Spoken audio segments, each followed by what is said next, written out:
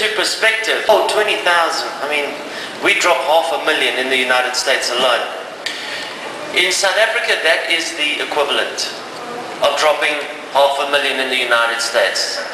And not many bands, artists get a gold award in South Africa. So it is actually, it might sound like 20,000 to you guys, but it's an absolutely phenomenal achievement. When you look at our demographic and you put all the maths. And none of the plaques we've ever gotten. Okay, to the floor. Who wants to ask the first question? If you can just grab a mic, introduce yourself, and pop a question out.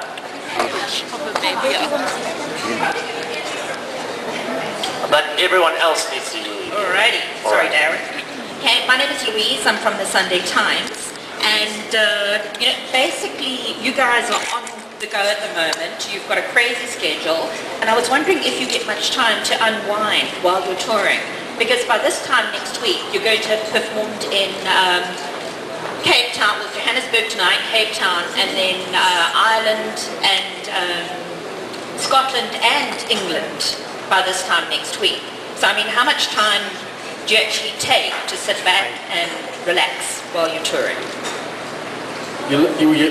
Not much time, but you learn to relax quickly. I think we have small pockets of time, like a couple hours here and there.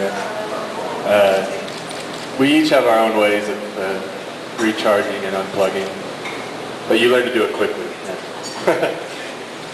When you guys get back to the hotel, you finish the show tonight, you guys all go to one hotel room, have a few dorps, drinks, or do you all go, I'll see you tomorrow? I thought we were going to your place after this. Well, yeah, that's this afternoon. That's where we go. Okay. Well, we're all just going to sit around in our hotel rooms waiting to get picked up by you. Okay. To go to a brat. All right, by the way, the Sunday Times, that is the newspaper that you will feature in if a sex tape comes out with one of you three. That's the newspaper that will be covering it. So be careful here in South Africa. All right, next question. Hi there, I'm Barry from Fan-Based Music Magazine. The Fray is a unique band in the fact that in modern rock, I think mostly it's guitar-driven, and you guys are very much piano is your lead instrument. What made you guys decide to do that? I don't know, actually. I think we all grew up listening to guitar-focused bands, and then I think in the late 90s, early 2000s, when we were coming up, piano just kind of came back in a little bit with Keane and Snow Patrol and Coldplay and all that, and piano's all that I know how to play, so I didn't really have an option. I was just like, well, I can't drum, I guess I'll just do this. I cannot drum, and I can play 6 chords on guitar, which you can play a lot of songs with 6 chords, but there's only so much, so basically we play piano because that's all I can play. All right, next question. I'm Greg. I work here. I'm 7. Surprisingly. Guys, Darren quickly mentioned a sex tape. There's been this whole scandal with people's iCloud accounts getting hacked. Out of the 3 of you, which one of you would be in the most trouble if your phone got hacked? Actually, it would be the 4th guy that's not here. He's absolutely. That's why he's not here. And that's why they're still trying to work out exactly what he's got. Yeah, he's not sure what it is. Okay, all right.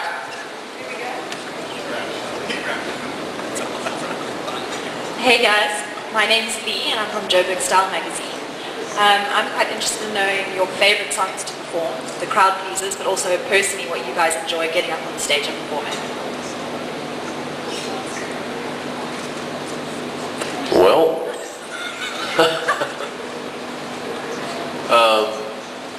all of the new material is fun to play right now. We've only been doing it since February, and of that, really, we've only had a couple months in the States that we had shows where we were able to play more than a couple new songs. So that was a lot of fun. I mean, the singles are still great because they elicit the best response from people, so that's pretty flattering, especially coming down here. I'm assuming they'll go over well tonight, although can't say. And that's pretty amazing that we can come down as far as we can down here and still have a lot of people know songs But that said, I think it will be good to play the new stuff. I think we're going in a cool direction. So, Isaac, do you ever get tired of when you now look back at the band and perhaps you will close with it tonight and you go, okay guys, let's do How to Save a Life again. Here we go. 1, 2, 3, 4. Does it ever get boring?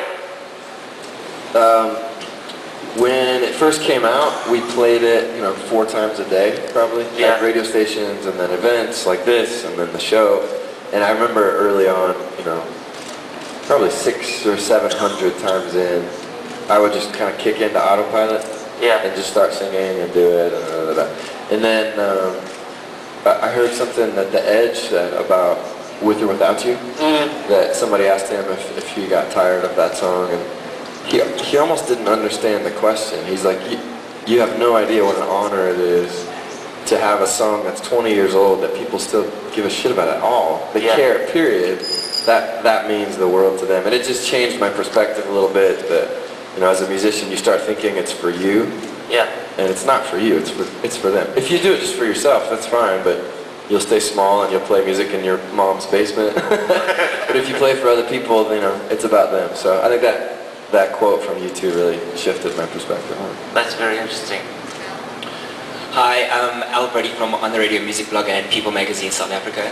Yeah, these are also the guys you got to watch out for. Got my eyes on you. First part of the question, the new album is rather up-tempo. Was this planned from you guys from the beginning? And also, how does it feel knowing that, your songs have literally reached so many people all around the globe? What goes through your mind when you actually realize, cool, we're sitting in South Africa and these people know our songs and they're buying our records? Well, to your first question, yeah, Helios is more up-tempo and intentionally so. Like it was the first record that when we started working on it, started just writing songs for it, it was the first time that we were took an intentional direction. In the past, with the other 3 records, we've kind of just gotten in a room together and written songs and then recorded them, and and it went well. But we kind of just did what we did and just kind of waited to see how it turned out. This was the first record that we had a specific place we wanted to go and end result that we wanted to accomplish. And, you never really know how a record's going to turn out. Once you get in the studio, things happen, and you have to allow some space for that. But it was intentional, yeah. And it's a total trip to come this far away from home and have this many people care about what we say and the music we play. That doesn't get old. It's really incredible. Hi, Refilwe Bijeng from Eyewitness News. How are you finding South Africa, and would you consider moving here? Maybe a summer home. yeah, it is nice here. I haven't seen much of it. This courtyard's very nice. Well, we had some really good beef jerky stuff. Oh yeah. What's that called? That was delicious. Biltong. Yeah, That's good. that's good. Right? Was it good enough for you to move here? Possibly. Yeah. I don't know if I ever made a decision that large based on beef jerky, but if I were too. Yeah. It has the power. That guy, he's responsible for the good jerky that we had. Thank you. Isaac, you've been here before. Ben, Dave, you guys been here before? No. First time. Now, we have 2 things that we get very irritated with as South Africans. One, and it's generally Americans that make this mistake. They refer to South Africa as Africa. All right? That's what we don't like, 1. 2, you guys think we all live in mud huts and there's wild animals running around the whole place. What was your perception before coming here, if Isaac didn't fill you in before? Well, You were thinking it was mud huts and zebras. Right. the fourth guy who's not here right now with bronchitis, he came a couple days early and went to Cape Town and hiked and did all that sort of stuff. And I had a good time laughing at his expense, which I'll say when he's not here, that he was posting a bunch of stuff on Instagram in his account and using that hashtag Heaven is Africa, hashtag My Love Affair with Africa, and he was in just Cape Town, in just South Africa, in like the second largest continent in the world, or largest, I don't know. So I was expecting for this not to feel like the whole of Africa, Yeah. for sure. As to the mud huts, hadn't really thought about that. Okay. Because they all... We'll see what we can do. Thank you. All right. Any more questions? Hey guys, Hi. I'm Tumi from Joburg Today TV. I just want to know, this is your first time in South Africa, right? So what is the one thing about Joburg that stands out for you? One thing that you like?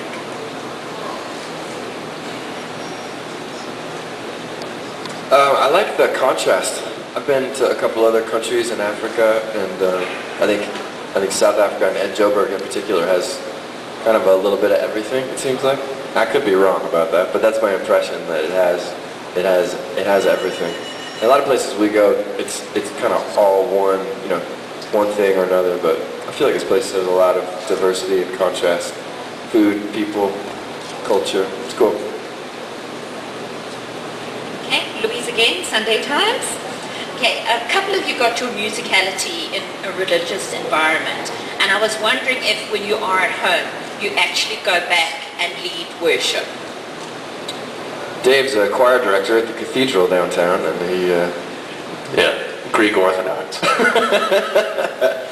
No, actually, we all grew up in church. That was kind of the musical gig that we had once a week, playing, and for me it was really helpful because like my church was small, probably this size, and somebody would just start singing a cappella, and we were in the band, and we'd have to like figure out which song it was, what key it was, and you had to figure it out before the chorus, because if they get to the chorus and you're not in, they're going to go to a different key anyways. So it was really jazz, it was like very in the moment. And I think for me too, I learned that music is for everybody to do together. Like if I can write a melody that only I can sing, it's only so good. If I can write a melody that all of us can sing at the same time, it takes the whole experience to a new. So regardless of the tenets of belief or religious background or something, I loved how it was a community. It was like all singing together. So yeah, but none of us work in the church gigs anymore, unless you know one that we can pursue. Yeah. All right, cool. After the sex tape comes out, maybe we can do that. We'll redeem. Redeem things a little bit. And I know Westboro Baptist Church are always looking for new members too. Yeah, exactly. We'll see what happens. Okay, we'll take two more questions. All right, guys. Obviously, we're very excited for your show tonight. What do you guys like? What goes through your head just before you hit the stage? I need to pee. It's true. Every day he does that. What goes through your head? It's just kind of like a dull, static noise. You might want to get that checked out a little bit. Yeah, shows are interesting because you can so easily just kind of show up and just do it automatically.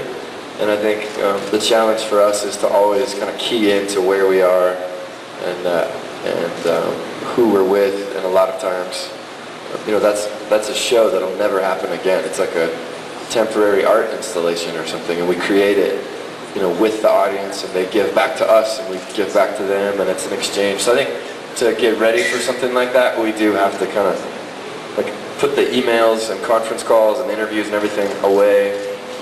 Even like put the family stuff away and really just kind of focus on where it is. So we do that through alcohol. We do that through going to the bathroom, things like that. Yeah. That's just the police looking for someone. Cool. Our fourth member, man. You'll hear a lot of that, the police helicopters here in Joburg. Some guy's been hijacked and they like on the chase. Okay. Don't be scared, that's normal. Okay. You don't even hear it after the If you're third used to time. it, they might be looking for you. Well, Okay, final question. Jacob Bashoko, Eyewitness News. Oh, well, I don't have to introduce myself. How's it, guys? Just a quick one. Well, it's actually two questions. First one is, with so many bands out there, what is the one thing that you guys do different to stay relevant? And then the second one, just picking up on what you guys do before you do your show, what are some of the crazy things that you order in your hotel rooms or in your backstage room, etc.? I mean, we've heard of people who want roses on their beds and they want like alcohol, bath water, etc. What do you guys order? What are some of the crazy things that you guys order? Thanks. we don't have anything crazy, but we're going to start ordering roses on our beds because that's obviously no stems, petals only. Like a honeymoon suite for myself. Honeymoon suite for one. I don't know. It's an honor to have the place that we do. We're not the biggest band. We're not the smallest band. We're kind of in this middle space of kind of flying under the radar. We can go out in public and get walkie-talkies at the chicken place. Walkie-talkies, that's right. So I feel like if anything, we have managed to make a business and an art at the same time about real life and about honesty and about our own stories, and we write our own songs, so that gives us almost an authority to speak about our experiences in a way that maybe some artists have to go buy a song. They have to find a song that resonates with them, but it's not from them. So some songs we have are big, some songs we have are small, but all of them are real and us. And I think that gives a unique authority to what we do. That you don't have to like us, but it's us. Yeah. Guys, before you go, we're not finished yet. We just got to pose for a little selfie, yeah? Flip the camera around there. Oh, there's Yeah, there you go, buddy. Okay. All right, get in. This is a press conference, right? I do. Okay. I don't care about them. Okay. There we go. You done? Love it. All right, back to you guys. Yes, your opening act here tonight, guys. I don't know if you've met him yet.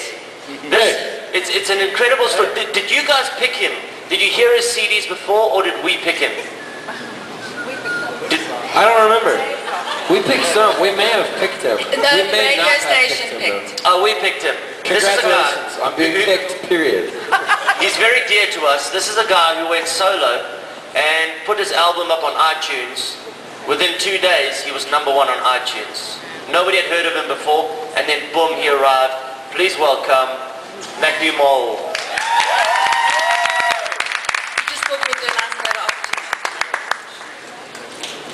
He's like a hipster. He looks like a hipster. His jeans are rolled up farther than any of ours. Yes, and he's not wearing socks. No, keep them up, keep them up. No, they look great. They're low socks. They're tucked in. Guys, thank you very much. Again, tonight is going to be epic. From Denver, Colorado, the Fray. Welcome to South Africa. And Connell Cruz, you got 2 opening acts here tonight. Connell Cruz, who's just signed a massive deal in New York with LA Reid. He just signed with LA Reid, Connell Cruz. Cool. And we just want to hand you guys, these are very dear to us. These are Nelson Mandela 46664 bracelets. They're awesome. Thank you very much. Cool. It's something truly special to take back from South Africa. Guys, this is it. This is the lineup for tonight. The Fray, Matthew Mole, Connell Cruz.